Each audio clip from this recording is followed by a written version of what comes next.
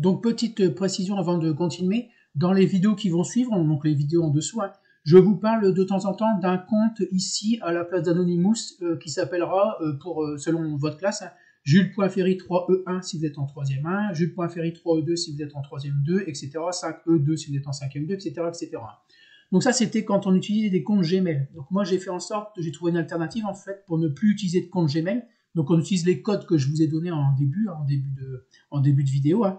Donc du coup, quand je vous dis ici de cliquer sur Jules.Ferry 5E3, vous cliquez tout simplement sur Anonymous ici, d'accord. Donc comme on n'utilise plus de compte Gmail, vous ne verrez ici plus apparaître de compte Gmail, c'est tout à fait normal, d'accord. Donc vous en occupez pas, vous regardez bien la vidéo comme d'habitude, et ici à la place de Jules.Ferry 4E3, par exemple, vous aurez Anonymous, ça c'est tout à fait normal. Donc vous cliquez sur Anonymous et sur déconnecter ou sing out ici si vous êtes encore en anglais, d'accord. Ça c'est tout à fait normal.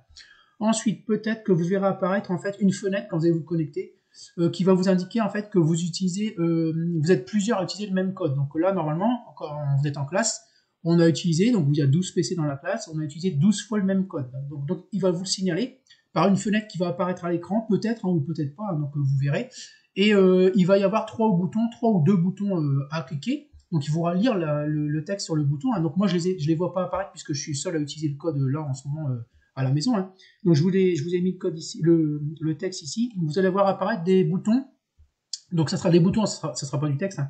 Donc vous cliquerez, si vous êtes en anglais, vous cliquerez sur le bouton Continue with both sessions, d'accord. Si vous êtes en français, vous cliquez sur Continuer avec les deux sessions dans un premier temps. Donc ça c'est le premier bouton à cliquer. Et ensuite il va vous reposer une question, la même question, enfin une question qui ressemble en fait avec une nouvelle fenêtre. Et vous cliquerez sur Continue with multiple sessions en anglais, ou alors Continuer avec les sessions multiples, d'accord. Donc il va vous faire une fois en anglais peut-être, d'accord. Donc vous cliquez ce bouton-là en premier, d'accord.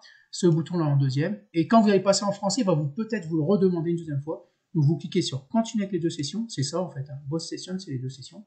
Et Continuer avec les sessions multiples, en fait, c'est ce bouton-là, d'accord. Donc vous aurez 2 ou 3 boutons, je ne sais plus, à cliquer. Donc vous cliquez bien sur celui-là en premier en anglais ou celui-là en premier en français. Puis vous cliquez sur celui-là en deuxième ou celui-là en deuxième en français ou en anglais, d'accord.